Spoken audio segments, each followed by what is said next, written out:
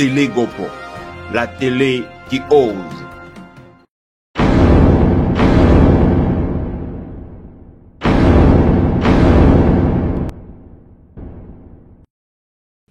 Bonsoir, Ivoiriens et Ivoiriennes, concitoyens et concitoyennes. Vous qui d'abord vivez en Côte d'Ivoire et ensuite vous qui vivez dans la diaspora. Un autre 7 août est arrivé. En cette année 2020, cela voudrait dire que notre pays, notre nation, oui, notre nation, fête son 60e anniversaire. Pour ce 60e anniversaire, nous avons le devoir de nous mobiliser, d'autant plus qu'il constitue un autre tournant décisif dans la vie politique, sociale et voire économique de notre pays. Pourquoi? Parce qu'en cette année 2020, précisément au mois d'octobre, la Côte d'Ivoire devrait passer encore par des élections.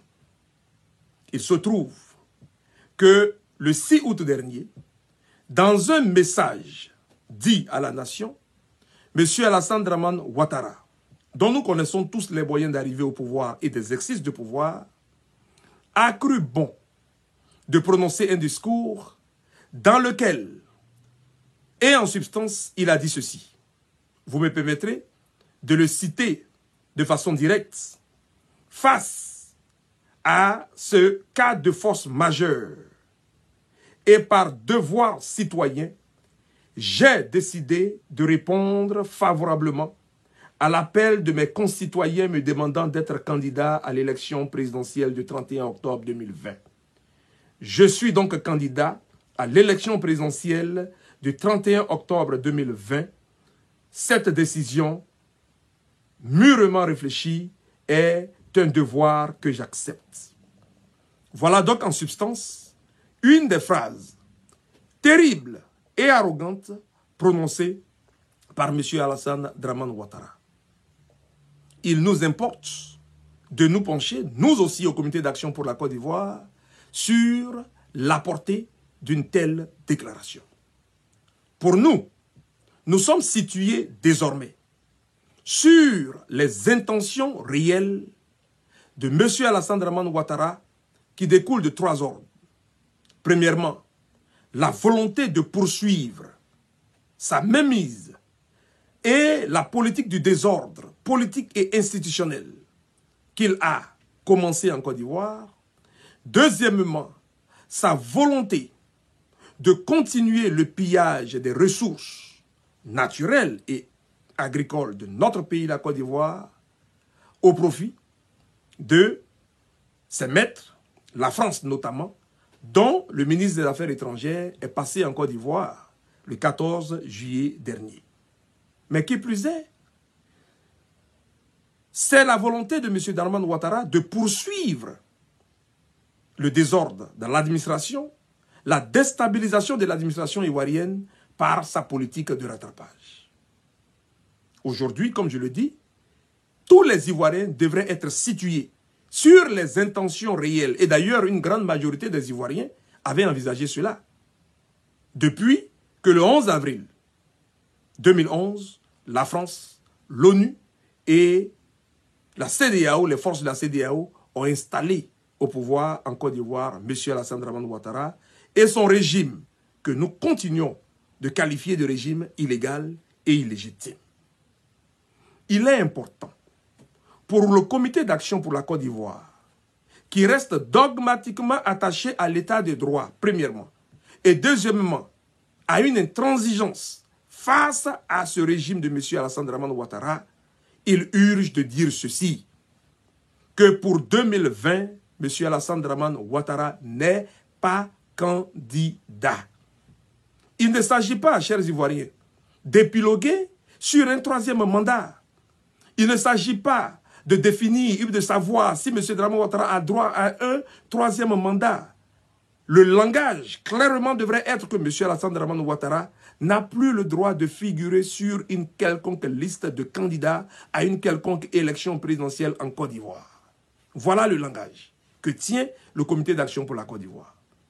Mais au-delà de ça, notre position ferme et intransigeante encore une fois découle de plusieurs choses.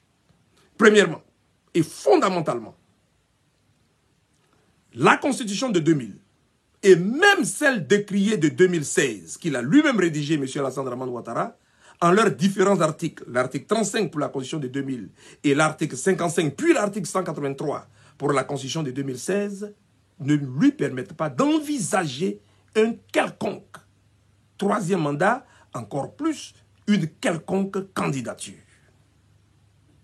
Deuxièmement, M. Alassane Ouattara, pour justifier sa position et son choix et sa décision, pardon, dit qu'il répond à l'appel de ses concitoyens.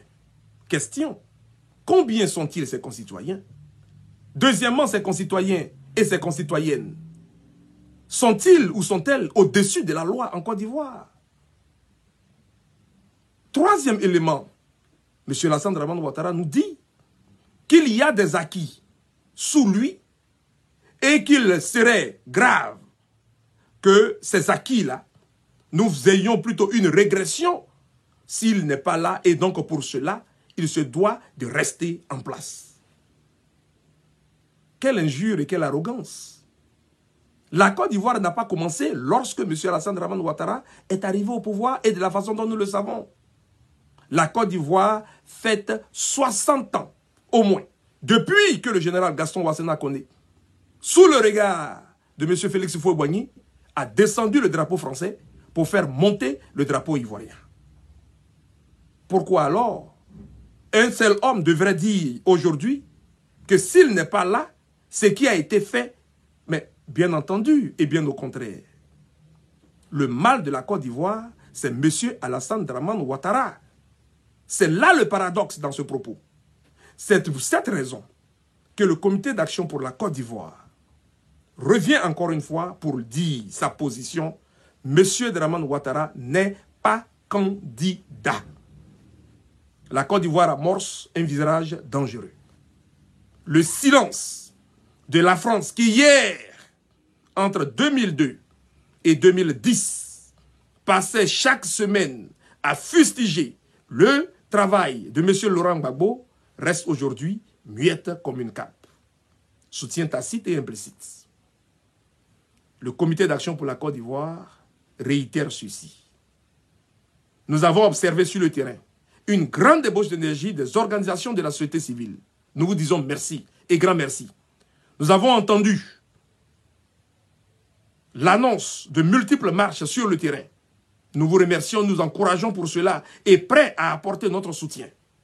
Pour les camarades cyberactivistes qui en Europe, cette semaine passée, ont fait des manifestations, nous vous soutenons et nous vous disons merci.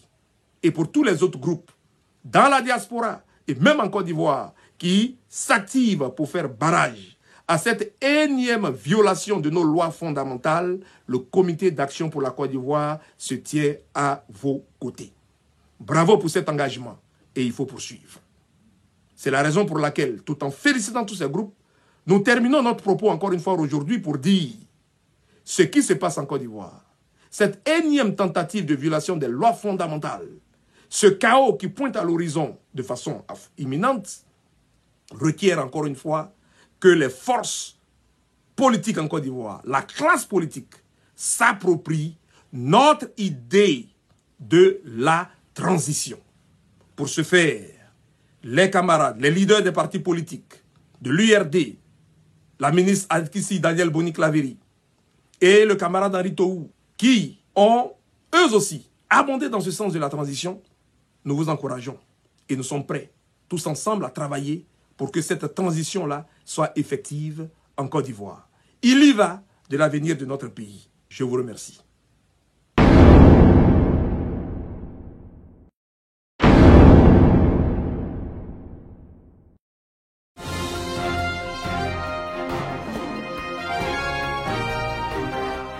Télé Gopo, la télé qui ose.